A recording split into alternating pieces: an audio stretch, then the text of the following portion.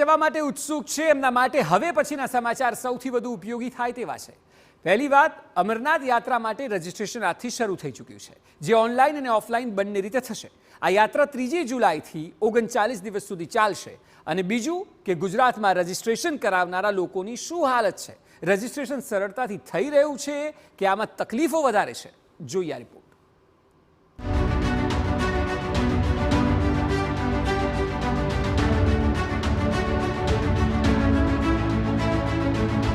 અમરનાથ યાત્રા માટે રજીસ્ટ્રેશન શરૂ।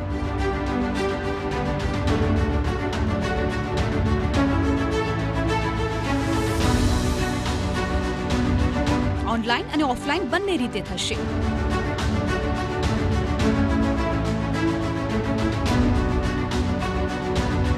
યાત્રા 3 જુલાઈથી 39 દિવસ સુધી ચાલશે।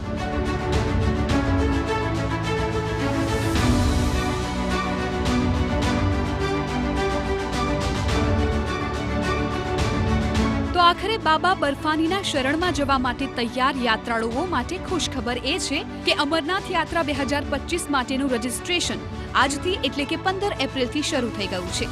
તેના માટે ભક્તો ઓનલાઈન અને ઓફલાઈન બંને રીતે રજીસ્ટ્રેશન કરાવી શકે છે। રજીસ્ટ્રેશન ફી 220 રૂપિયા રાખવામાં આવી છે। 600 થી વધુ બેંકોમાં ઓફલાઈન રજીસ્ટ્રેશન કરાવી શકાય છે। ત્યારે એની વિગતો પહેલા જાણી લઈએ। રજીસ્ટ્રેશન આજથી એટલે કે 15 એપ્રિલથી શરૂ। ભક્તો ઓનલાઈન અને ઓફલાઈન બંને રીતે રજીસ્ટ્રેશન કરાવી શકે। રજીસ્ટ્રેશન ફી 220 રૂપિયા રાખવામાં આવી। 600 થી વધુ બેંકોમાં ઓફલાઈન રજીસ્ટ્રેશન કરાવી શકાય। આ વર્ષે અમરનાથ યાત્રા 3 જુલાઈથી શરૂ થશે અને 9 ઓગસ્ટ સુધી 39 દિવસ સુધી ચાલશે। આ યાત્રા 2 રૂટ પરથી થશે, પહેલગામ અને બાલતાલ રૂટ। યાત્રામાં લગભગ 6 લાખ શ્રદ્ધાળુઓ આવી શકે। શ્રી અમરનાથ શ્રાઇન બોર્ડની 48મી બેઠકમાં લેફ્ટનન્ટ ગવર્નર મનોજ સિન્હા દ્વારા યાત્રાની તારીખોની જાહેરાત કરવામાં આવી હતી। બેઠકમાં શ્રદ્ધાળુઓ માટે સુવિધાઓ સુધારવા માટેના ઘણા પ્રસ્તાવો પર ચર્ચા કરવામાં આવી હતી।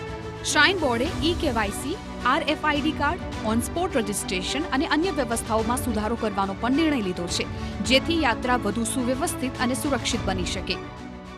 पंजाब नेशनल बैंक के अलावा state bank, yes bank, J&K bank, इनकी सारी टोटल मिला के 533 डेजिग्नेटेड ब्रांचेस है जिसके थ्रू रजिस्ट्रेशन किया जा रहा है।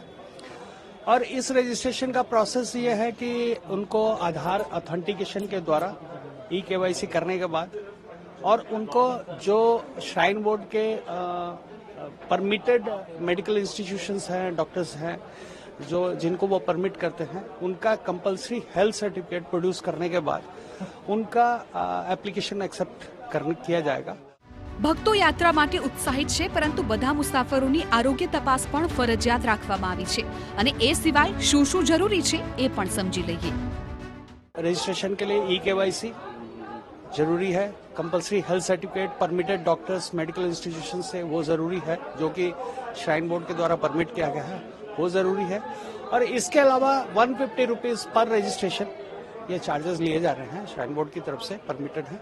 तो ये सब ऑथेंटिकेट होने के बाद बैंक जो श्राइन बोर्ड का ऑथेंटिकेटेड पोर्टल है, उस पोर्टल के थ्रू परमिट इशू करेगा, यात्रा परमिट, जिस परमिट में डेट होगी कि इस डेट को आप यात्रा कर सकते हैं, और अकॉर्डिंगली वो फिर उस डेट को बालटाल रूट या पहलगाम रूट से चंदनवाड़ी या डोमिल के थ्रू एंट्री गेट से एंट्री करके वो यात्रा अपनी कर सकते हैं। બોર્ડનું કહેવું છે કે આ વખતે ગયા વખત કરતાં વધુ શ્રદ્ધાળુઓ યાત્રા માટે આવી શકે છે। આને ધ્યાનમાં રાખીને જમ્મુ, શ્રીનગર, બાલતાલ, પહેલગામ, નૂનવાન અને પંથા ચોક ખાતે રહેવા અને રજીસ્ટ્રેશન માટેની વ્યવસ્થામાં સુધારો કરવામાં આવી રહ્યો છે। જો કે આ તરફ ગુજરાતમાં જે લોકોએ રજીસ્ટ્રેશન કરાવવાનું શરૂ કર્યું છે, એમને ઘણી મુશ્કેલીનો સામનો કરવો પડી રહ્યો છે।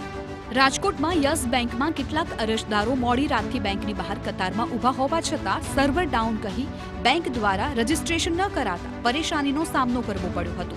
આ તરફ જામનગરમાં એકમાત્ર પંજાબ નેશનલ બેંકમાં જ રજીસ્ટ્રેશનની પ્રક્રિયા થઈ રહી હોવાથી લોકોએ લાંબી કતારોમાં ઊભા રહેવાનો વારો આવ્યો। અહીં દૈનિક 25 જેટલા જ રજીસ્ટ્રેશન કરવામાં આવી રહ્યા હોવાથી તકલીફ વધી છે।